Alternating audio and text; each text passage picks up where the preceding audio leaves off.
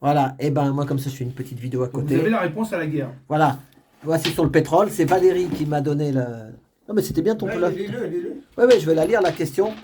Donc voilà, donc c'est sur le pétrole, Rockefeller, sur la chaîne Luminothérapie. Luminothérapie, vous pouvez, la vidéo fait 27 minutes. Alors donc le titre c'est Rockefeller, le plus grand mensonge sur l'origine du pétrole. Vous avez toujours, vous croyez toujours à des pénuries. Rockefeller, le plus grand mensonge sur l'origine du pétrole. Vous croyez toujours à des pénuries. Et en fait, c'est 27 minutes sur YouTube. C'est par rapport Alors, que tu sais ce qu'ils disent. Ouais. Ah, tu l'as vu cette vidéo? Vas-y, continue. Non, je connais Il paraît que l'origine du pétrole. oui, moi ce que tu dis par rapport à tous tes prix, moi j'ai pas fait d'études, mais moi j'adore les gens qui ont fait des. Non, non, mais moi je me sens pas. Valérie me dit surtout te sens pas.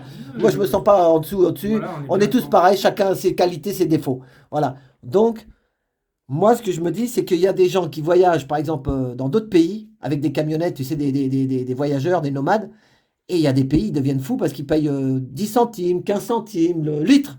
Ici, nous, c'est 2 euros. Donc ça, tu vas pouvoir nous expliquer pourquoi il y a des pays comme ici, c'est 2 euros. Alors on va dire, c'est vrai qu'on a des hôpitaux. Alors peut-être que dans d'autres pays, ils n'ont rien. Ça, je suis d'accord. Mais l'histoire de ce que dit Valérie, là, Alors. il paraît qu'il y a dans des pays, ils auront toujours du pétrole parce qu'il paraît que c'est pas fossile, c'est un produit, je sais pas quoi. Mais sous terre, c'est après l'eau, c'est le pétrole.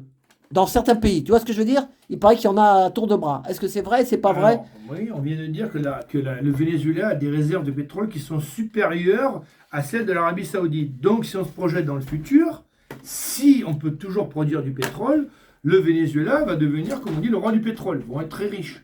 C'est ça. Donc, il n'y a pas en fait de manque du pétrole. Ce qu'on appelle le peak oil, le pic pétrolier, est un mensonge. C'est mensonge. Voilà, donc c'est pas des Ça permet conneries. aussi de faire croire qu'il y aura une pénurie de pétrole. Ça permet de maintenir les prix hauts. Maintenant, on sait pourquoi. À cause de la courbe de l'offre et de la loi d'offre et de la demande et le coût marginal du dernier acteur de production qui fixe le coût du marché d'Adam Smith, dont Boucha a confirmé que c'était comme ça qu'il était construit. C'est ça.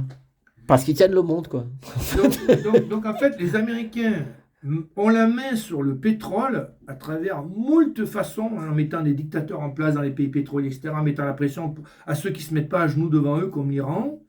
L'Irak, ils sont carrément intervenus. Elle est pas chère en Iran, t'as Le raison. Koweït, etc. Enfin, je veux dire, là, ils sont en train de tordre le bras de la Russie parce que la Russie leur a dit non, mais nous, on a beaucoup de pétrole, on a compris ce que vous faisiez. Nous aussi, on veut passer avant que la fenêtre se ferme et que par le changement climatique, on puisse plus rien faire. Mais en France, ils nous parlent tout le temps de la voiture électrique. Ils nous disent il y aura plus de. À Paris. Voilà, ça.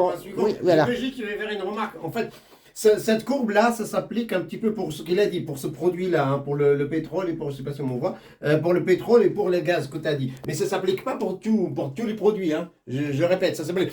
Parce que ici, on estime, je sais pas si on arrive à voir, là. Ici, on estime que la demande, elle est comme ça. Alors qu'il y a des produits que la demande n'est pas comme ça. C'est dans un monde concurrentiel comme ça. Mais par exemple, regarde, sa demande là, ça veut dire que, en fait, si le prix augmente, voilà, la quantité baisse. Et inversement, il y a moins de demande. Il y a moins de demande. Alors que c'est pas vrai pour tous les produits. C'est vrai. Voilà. Non, pas parce que regarde, la cigarette, si on prend la cigarette, alors, en fait, tu es prêt à fumer même si le prix augmente. Donc, cette courbe, elle est fausse. Après, par exemple, le mouton. Je donne un deuxième exemple. Par exemple, nous, le mouton chez le musulman, par exemple, nous, on achète le mouton. Par exemple, nous, c'est une obligation religieuse. On est obligé d'acheter. Donc, cette courbe, c'est le prix coup de cœur. Oui, voilà, mais on ne peut pas parce que cette courbe. Non, mais juste, je ferme la parenthèse. Je suis pas là pour. Que les jours qui précèdent l'Aïd, le prix augmente parce qu'il y a le prix coup de cœur. Oui, mais quoi que se passe, la courbe d'un mouton la demande d'un mouton ne peut pas se présenter comme ça. À chaque fois que le prix augmente, tu as moins de gens qui sont prêts à acheter. Alors la courbe, en fait, c'est la oui, pente. C'est la pente, oui, je sais. Quand il calcule le coefficient d'élasticité. Oui, c'est. Mais ça s'applique pas. Fais-moi confiance, ça s'applique pas. Si, ça s'applique pas pour la cigarette, ça s'applique pas. Pour la cigarette et le pétrole, donc l'élasticité, alors ou bien elle est infinie ou bien elle est nulle, je sais jamais. C'est-à-dire que la demande, en fait, c'est tout le monde Le monde a on va besoin faire de ça 100 plus vite. millions de barils par jour. Mais il manquera jamais de On fait- pétrole alors du Donc, coup en pour toi. fait, Il manquera la pas de pétrole courbe sur la Terre. la Hein courbe- Sur la Terre, il manquera pas de pétrole alors. Non, on ne manquera pas de pétrole. Pas dans un futur proche. Ce qui va arrêter la production pétrolière, c'est son extraction, parce qu'on va dire ça coûte trop à la planète en termes de perturbation de C'est climat, de tempête. Et les assurances vont commencer à hurler. Ils vont dire, mais attends, mais je veux plus assurer l'appartement de Bouchard, je veux plus assurer la voiture de Alain. Alain Trotti Taxi, je veux plus assurer, je sais pas quoi, de Philippe. D'accord, ils diront, mais non, parce que maintenant, dès que tu sors dans la rue, tu as des tempêtes. Regardez, on est en plein mois d'août, il y a eu des tempêtes. En Italie, il y a eu de la glace. Hein, les Italiens ont filmé des rues d'Italie remplies de glace. Donc c'est des grosses boules qui sont tombées du ciel en plein mois d'août. Et en 1918, il paraît qu'il y avait déjà des trottinettes électriques et des voitures électriques. Hein Alors, on va y arriver, ça Attends, on s'appelle va y le arriver scandale. rapidement. Le Mais scandale, tu vas ouais. voir, quand je dis cette courbe-là, les En deux 1918, comme ça, il y avait ça a été des fait- voitures électriques ça a- déjà. Ça a été fait, cette configuration, ça a été fait, ce qu'on Mais appelle Ceteris paribus. ils voulaient rabattre de Toute chose est l'oseille. égale par ailleurs. Toute chose est égale par ailleurs. Voilà, c'est ça. Donc, Donc, en mais fait, sinon, pour il y a le- d'autres produits que ça ne s'applique pas. Si par exemple, si tu filmes, tu vois, Non, est-ce mais que si. les cigarettes, si les cigarettes passent de 10 à 11, est-ce que tu es prêt à diminuer Non, mais la courbe en aucun cas, Ah bah, c'est en une aucun drogue. cas, Tu vois ce que je veux dire Ouais, ouais. la pente, elle est très plate pour les cigarettes et le pétrole. C'est-à-dire Ah, que. merci, moi, ce que j'ai dit. D'accord, non, mais en aucun cas. Mais c'est ce que j'ai dit. Non, mais oui, mais la pente reste quand même descendante parce que en aucun cas, les gens sont prêts à acheter plus d'un objet quand il est plus cher. Oui, mais il y a des obligations religieuses, par exemple, comme les cigarettes. Oui, donc ça, c'est le prix coûteur. Le pain On l'a dit aussi, tout à l'heure, le on pain l'a dit. aussi. Le pain, bah, tu vois ce que je veux dire. Mais maintenant, même si ça arrive à 20 euros, tu Néanmoins, l'achètes, tu vas en ça- acheter moins, mais tu vas en acheter Ça, quand même. c'est quand même assez robuste. Beaucoup de prix Ouais, sont mais, construits comme ça. 99% de ce qu'on achète est construit comme ça, pour Ouais, simplifier. Donc, du coup, on comprend aussi les manipulations d'un pays comme les États-Unis qui ont une énorme partie de leurs revenus qui viennent du pétrole, déjà qu'ils autoproduisent. Parce que si jamais le pétrole de schiste reste aux États-Unis, il y a plusieurs millions de gens qui travaillent dans ce domaine qui sont payés, vous savez combien de salaire? 120 000 $ par an. Hein. C'est des 10 000 $ par mois. C'est ça. De tous ces gens-là vont au chômage, ils n'auront plus leur salaire versé, ils vont devenir un boulet pour la Ils société veulent pas perdre leur américaine. train de vie aussi. Leur Voilà. train de vie, ils veulent pas le perdre. Quoi. Donc, t'as compte, ils vont avoir plusieurs millions de gens au chômage alors qu'ils étaient à 120 000 € par mois. Ils faisaient tourner, ils achetaient des jeans, ils achetaient des iPhones, etc. Ils vont au d'accord. restaurant. Ils vont devoir donc au contraire produire d'autres choses pour émettre des dollars et aller acheter du pétrole, d'accord? Alors, Bon, attendez, pendant que vous êtes là, donc Émirats arabes, unis et saoudiens ont volé le Moyen-Orient aux Turcs grâce à l'Oran d'Arabie. alors ça, c'est la Première Guerre mondiale. La véritable raison de la Première Guerre mondiale, il y en a deux. C'est le démantèlement de l'Empire ottoman et le démantèlement de l'Empire russe. Alors pourquoi? Donc ce sont les Anglais, les Américains n'étaient pas encore assez puissants à l'époque, mais vraiment en accord. Donc le pétrole était déjà produit à partir de 1860 aux États-Unis, donc on était déjà 50 ans plus tard, ils savaient très bien que le pétrole, ça allait devenir quelque chose d'extraordinaire. Ils ont regardé où était toute la production Et- dans l'actuel Iran, Irak, etc. Ben, c'était tout dans l'Empire ottoman. Ils se sont dit, mais c'est la folie, l'Empire ottoman va devenir le roi du monde. Ils ont bien entendu donc pourri la vie du pacha. C'était un pacha, c'est ça, en Turquie, avant Atatürk. Ça c'était- s'appelle roi calife ou un truc comme ça, mais pas peu importe. Mais ça, Un pacha ou un calife. Donc il était très nul et les Américains et les Anglais, ça arrangeait bien qu'il soit très nul. Donc il était dans cette guerre, il n'aurait jamais dû aller. Et à la fin de la guerre, eh ben, l'Empire ottoman, comme a dit Boucha et la personne qui a fait la remarque, l'Empire ottoman a perdu tous les endroits où il y a eu du pétrole. Donc maintenant la Turquie, il y a tous les gens qui sont restés là-bas. Et on leur a piqué le pétrole. Et je vous rappelle que le pétrole était en Iran, en Irak, en Arabie Saoudite, où il n'y avait personne. Hein.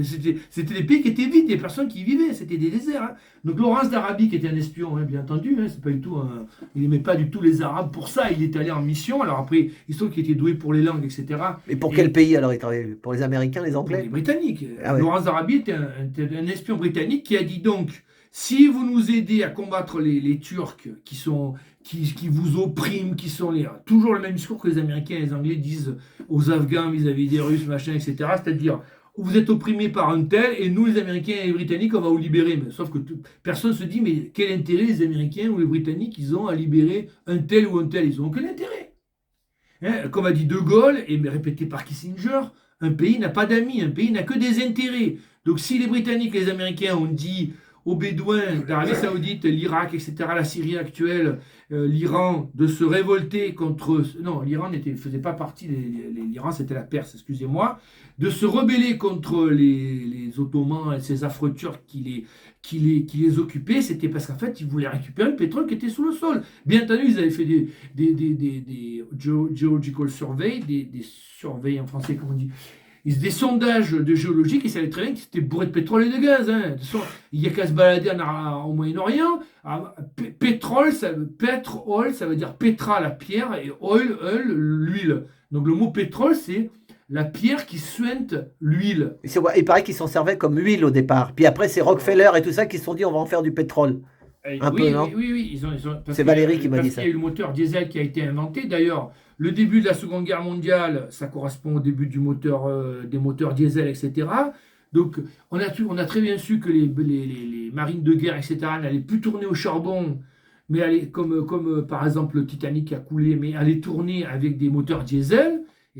Parce que le moteur diesel, tu remplis le réservoir du bateau en quelques heures. Si tu fais un chargement de charbon, mon ami, vas-y, tu as la grue. Ah bon, le Titanic, il était au charbon. Le Titanic, il était au charbon. Le Titanic était au charbon, avec la vapeur, etc. Donc, pour charger, décharger, en plus, il y a des feux de cale. Le Titanic, quand il a coulé, il y avait un feu de cale qui couvait depuis plusieurs jours, etc. C'est des feux donc qui sont dans le charbon qu'on n'arrive pas à arrêter parce qu'on ne peut pas l'arroser ni rien, donc c'est infernal. Là, les gars, quand ils ont découvert le diesel, je vous rappelle qu'une raffinerie, c'est un objet très très simple en termes d'ingénieur. Je peux vous dire que les centrales électriques, c'est beaucoup plus compliqué qu'une raffinerie. Hein. Le sweet oil, le sweet light oil, crude oil, le pétrole extra léger, vous le mettez dans un moteur diesel d'un camion, ça tourne. Hein. Sans être passé par la raffinerie. Hein. Il y aura quelques saletés, etc. Mais je veux dire, c'est vrai, le diesel, des fois, on peut mettre... le pétrole léger, il est déjà prêt, quoi. Après l'emploi, une raffinerie, c'est pas... Ils mettent de l'huile de friture dans le diesel et ça marche. Hein. Tu mets dans un tracteur, tu peux mettre de l'huile de friture, de l'huile de tournesol, un mélange de diesel et d'huile de friture. Le moteur diesel, tu as un gros piston avec une culasse, ça va comprimer l'ensemble, ça va auto-inflammer.